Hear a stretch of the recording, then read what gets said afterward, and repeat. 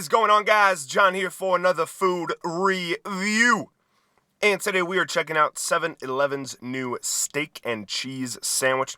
Now, it looks pretty interesting, so we decided to check it out. And when I got to 7-Eleven, I noticed that after ordering, the cashier slash clerk slash chef went to the cold food section and grabbed the sandwich from the cooler. Pretty interesting that that's how they do things. So I guess he just threw it into the toaster.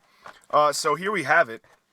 Let me get you in here for a close-up. Here we have the 7-Eleven steak and cheese sub. We can see some big old pieces of green pepper, melty cheese, and a good amount of steak. I mean, everything looks all right. And then it's just in this toasted roll. I mean, it definitely looks a lot better than it did sitting in that cellophane in the cooler. So let's try it out, guys. Alrighty, let's eat. It is time to check out the 7-Eleven steak and cheese sub. Here we go.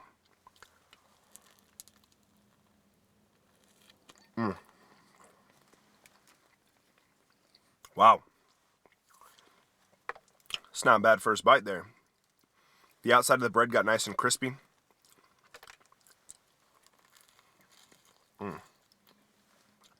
Good amount of meat there. Not too shabby. The peppers actually have a little bit of a bite to them. They're not just green squares of mush. You can actually tell they're a vegetable. That's good. The cheese is well distributed and very melty. Every bite has a bunch of cheese in it.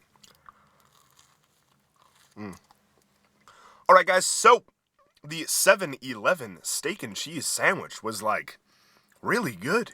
I mean, I didn't expect it to be that good. It was, I mean, when I first saw the sandwich sitting there in the cooler, it looked like I was at Billy Bob's truck stop in Alabama and at a no-name gas station, and that some lady had just made it, wrapped it in plastic, and it was just sitting there stale for like 7 weeks in the cooler. You know those sandwiches that, like, you see the pre-made sandwiches at those no-name gas stations, and you're like, whoa, I do not want to try that out. That's what it looked like. But after a trip to whatever heavenly creation is inside of that oven at 7-Eleven, it was miraculously transformed into something that actually was pretty darn good. So definitely don't judge a book by its cover. You definitely got to try things out to get the real experience. So for the price of $3.50, that's a steal. I mean, that's definitely a solid price, gas station food price.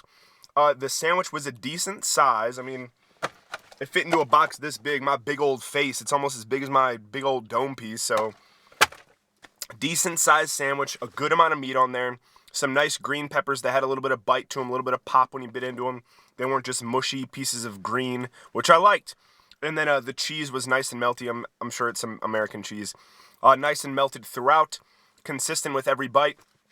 So overall, guys, the steak wasn't filet mignon by any means. You know, it was definitely some processed steak stuff, kind of something like a steakums that you would get at the grocery store frozen and cooking in a pan. So it's nothing amazing. It's good enough quality for what it is. It's a gas station steak sandwich for $3.50. So that's what it is, and it knocked that out of the park. So I'm going to give this seriously a 10 out of 10. It's cheap. It's delicious. The bread was crispy. I mean, everything was delicious.